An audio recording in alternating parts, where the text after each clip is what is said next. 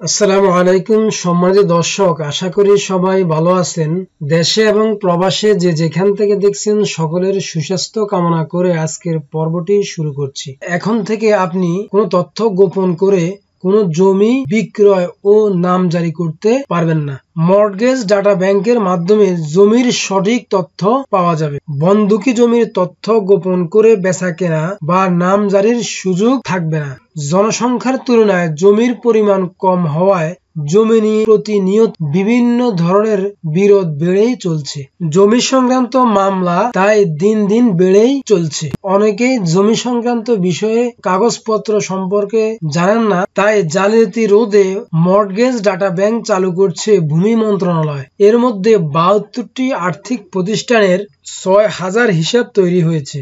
এতে 22,200 জন ব্যক্তির তথ্য অন্তর্ভুক্ত করা হয়েছে। একটি বন্ধক দেওয়া সম্পত্তি বিক্রি হয়ে যাচ্ছে।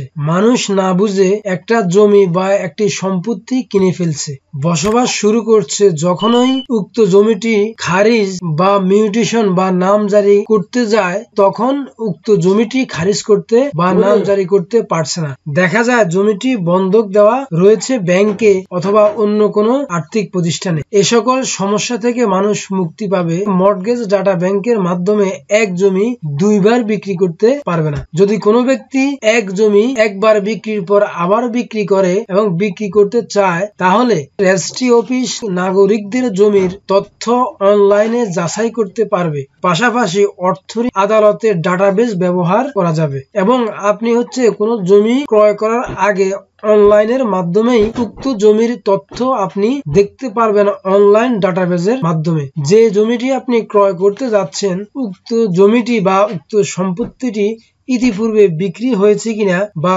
উক্ত জমি কোনো ব্যাংকে কোনো আর্থিক প্রতিষ্ঠানে মর্টগেজ দেওয়া বা বন্ধক দেওয়া আছে কিনা, উক্ত বিষয় আপনি মর্টগেজ ডাটা ব্যাংকের মাধ্যমেই অনলাইনে জানতে পারবেন। অনলাইন সিস্টেমের কারণে অনেকে বিদেশে বসেও কিন্তু অনলাইনে ভূমি উন্নয়ন কর দিতে পারছেন। কোনো সম্পত্তি একবার বিক্রি করার পর দ্বিতীয়বার কেউ বিক্রি করতে চাইলে আপনি এই অনলাইন ডাটা ব্যাংকের মাধ্যমে আপনি উক্ত জমির তথ্য জানতে পারবেন।